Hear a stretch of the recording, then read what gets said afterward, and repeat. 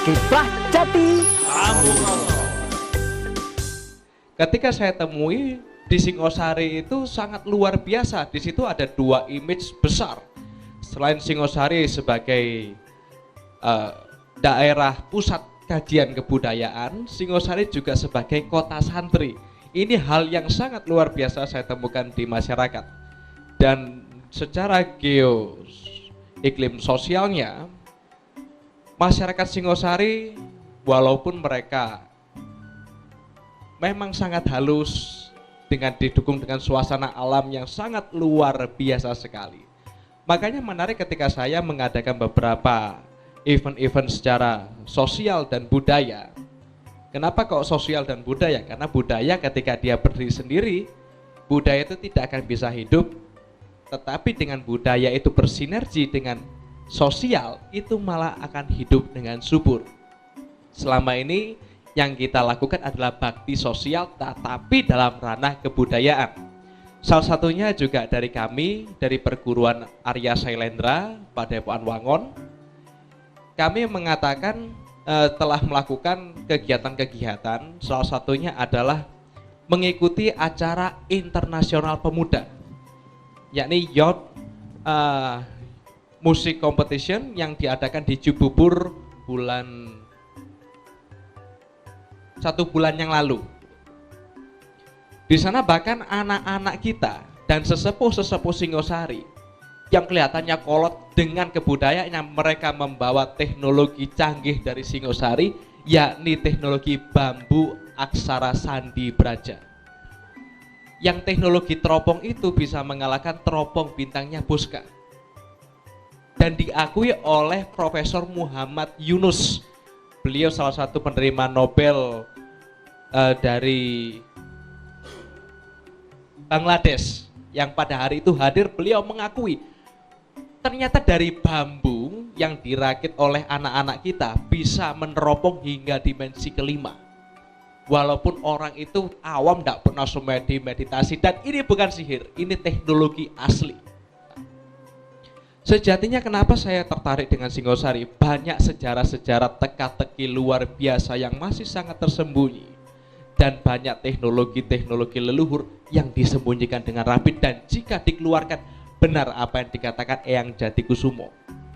Jangankan Singosari memiliki patung yang paling halus sedunia, bahkan Singosari itu letaknya altar suci paling besar sedunia. Bahkan tersimpannya piramida terbesar sedunia ada di Singosari.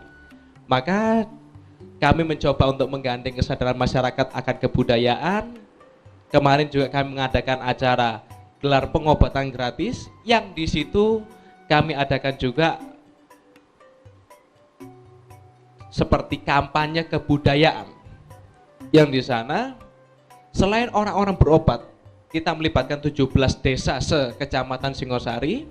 Mereka juga bisa menikmati atraksi-atraksi mulai kuda lumping, mulai campur sari, dalang-dalang yang muda-muda sampai dalang-dalang yang sepuh-sepuh, semua bisa beraktivitas pada hari itu.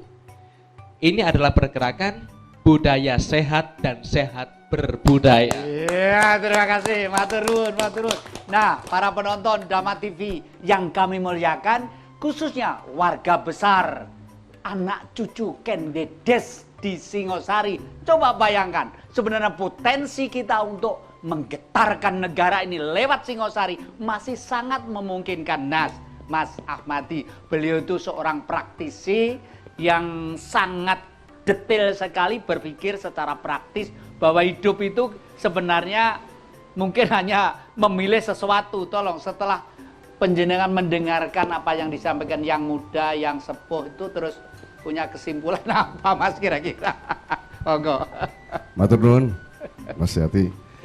Kalau kita bicara tentang Singosari, tentunya tidak bisa dilepaskan bahwa kita harus bicara tentang Wangsa Rajasa, di mana Wangsa Rajasa ini pendirinya adalah Ken Arok. Ken Arok ini adalah yang memulai sejarah di Singosari.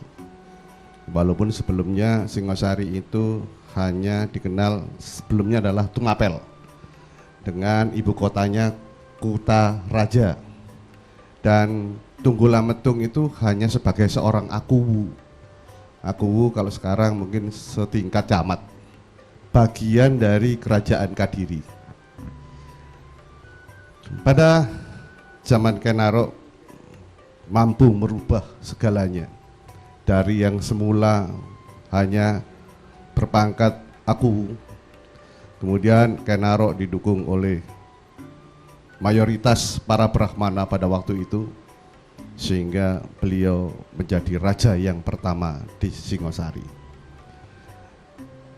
Kemudian nama ini begitu terkenal sampai ke luar negeri. Satu hal yang paling menarik adalah kemudian pada era Kertanegara baru berubah nama menjadi Singhasari. Dan ini sangat luar biasa. Nama ini dikenal bukan hanya di Nusantara, tetapi sampai ke luar negeri. Dan ini menarik. Kaisar Kubilai Khan pada waktu itu untuk datang ke Singosari, bukan Jawa, tetapi Singosari. Karena memang kerajaan besar pada waktu itu adalah Singhasari. Kemudian terjadi pertempuran dan segala macamnya, yang akhirnya kemudian Raden Wijaya ini menjadi penerus Singosari, utamanya Wangsa Rajasa, menjadi raja pertama di Majapahit. Memang Singhasari pada waktu itu sudah memiliki kepribadian atau kebudayaan yang sangat tinggi. Sistem pemerintahan yang mapan, perekonomian, mata uang sudah digunakan dan sudah dikenal dalam perdagangan pada waktu itu. Dan yang perlu dicatat bahwa Singhasari pada waktu itu sudah memiliki pasukan yang luar biasa, angkatan perang yang luar biasa, dan yang hebat didukung oleh armada laut yang luar biasa. Ini terkait dengan topik yang kita diskusikan pada saat ini. Jadi Singhasari sudah beberapa kali pada waktu itu mengirimkan ekspedisi untuk ke Sumatera dan lain sebagainya dalam rangka membendung serangan tentara Mongol, kemudian melakukan ekspedisi ke Bali dan seterusnya. Ini adalah menjadi semangat yang kemudian menjadi modal Mojopahit kemudian untuk memperluas wilayah Majapahit, apalagi dengan dikenal dengan ada Sumpah Amukti Palapa yang dilakukan oleh Patih Gajah Mada, dan luas wilayah Majapahit pada waktu itu lebih luas dari negara kita saat ini. Nusantara itu jauh lebih besar dibandingkan negara Republik Indonesia yang ada pada saat ini. Yang perlu dicatat di dalam sejarah bahwa semua itu adalah inspirasi atau berawal dari keberadaan dan kejayaan Singhasari pada saat itu. Mungkin Iya, terima kasih. Ya, para penonton Dhamma TV yang kami muliakan, indahnya apabila kita bicara tentang sejarah, seakan-akan kita bicara tentang pori-pori darah daging kita. Karena hanya bangsa yang besar, bangsa yang menghormati para pahlawan, sudah barang tentu pahlawan tercatat dalam hukum-hukum sejarah dan lain sebagainya. Seperti halnya yang tadi disampaikan oleh beliaunya, Singosari ternyata suatu tempat yang terpencil di lereng Gunung Arjuna sebelah timur, sudah mampu menjaring satu benang merah yang begitu luas, dirajut sedemikian kuat, sampai pada waktu Prabu Kertanegara mencoba diusik oleh raja yang king of the king dari Kublai Khan sana.